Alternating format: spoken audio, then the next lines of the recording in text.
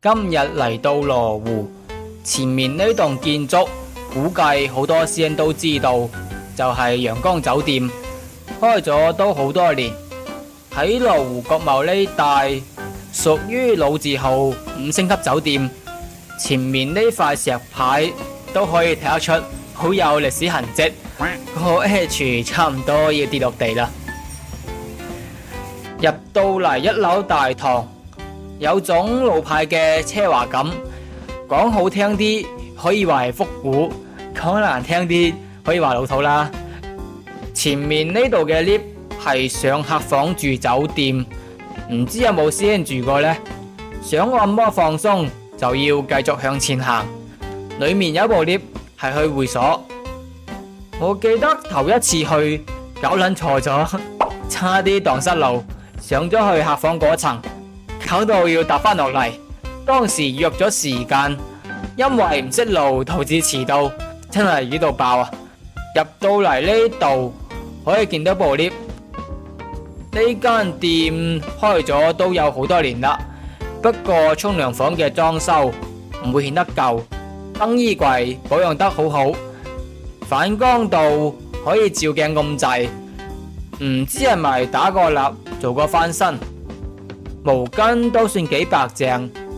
沖涼房每個間隔都有門簾，隱私度夠晒，不過門簾巢巢地喎，估計都用咗好耐啩。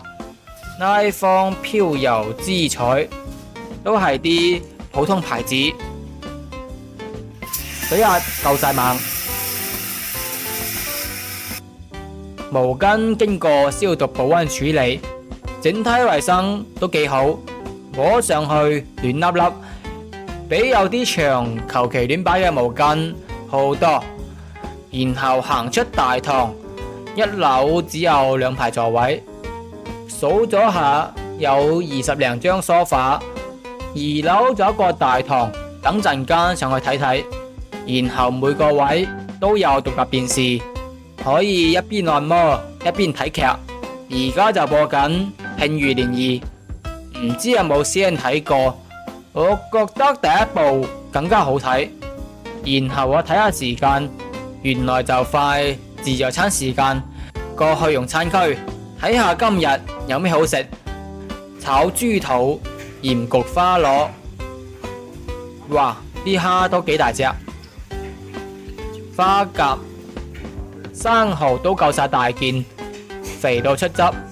等間夾件最大隻嘅，然後仲有啲家常菜啦，粵菜為主，菜式偏清淡。老火靚湯真材實料，炒飯吱吱聲咁響，感覺好有鑊氣。我記得上次過嚟得白飯，可能間中會有炒飯啩。我個人就比較中意食水產，所以肯定夾件生蠔，然後花螺、花甲、基圍蝦，其他嗰啲嘢，湯同飯都唔錯。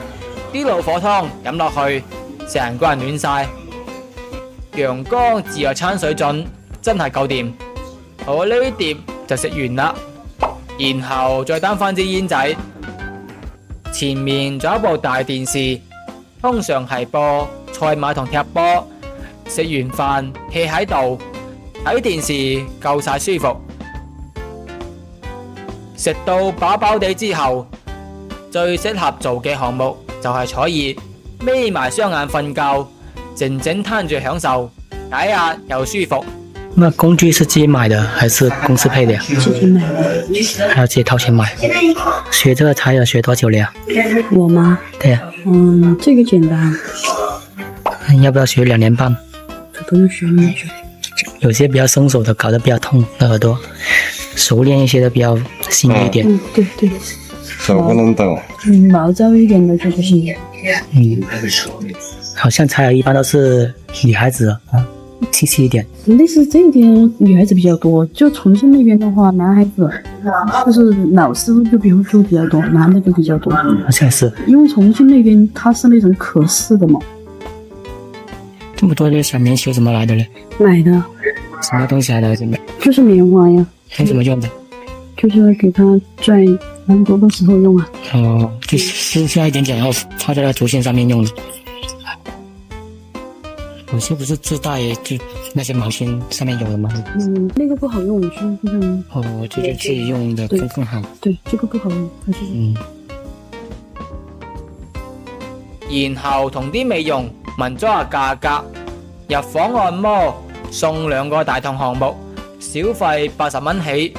不過彩儀同鬆腿就唔包啦，其他店基本都唔送呢2項。不過陽江呢度嘅小費就相對貴啲咯。行過水吧，見到服務員整緊餐蛋麵，香腸煎得好脆皮，睇到都流口水啊！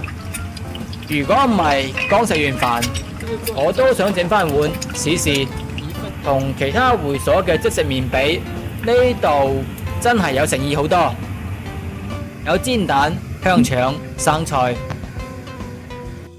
上2樓大堂要經過條好窄嘅走廊，台階唔起眼，而且落差大，行起身要留意下先得，因為地面塊布同台階好相似，唔留意真係容易仆親。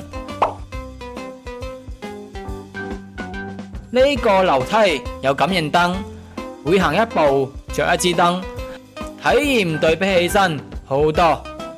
2樓大堂好安靜，同樓下完全兩個世界，啱晒想安靜休息嘅師兄。我見有幾位師兄好似做緊鬆腿項目。呢度就唔似1樓，太多人出出入入，私隱性就相對好啲。整體嚟講，陽江水匯雖然唔係新場，但裝修保養得都算可以。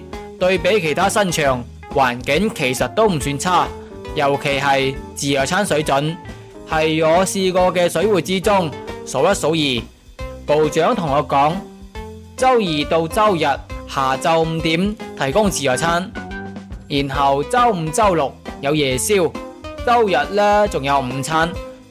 如果想食到最正嘅自助餐，可以揀周3晚或者周日中午去。呢2日嘅菜式品類特別豐富，價格比其他店要貴啲。不過如果食過自助餐再走，計翻條數，其實都算抵玩。各位師兄，下次去羅湖不妨試下呢間老店。咁今日嘅分享就到呢度，下次再同大家探索其他好玩嘅地方。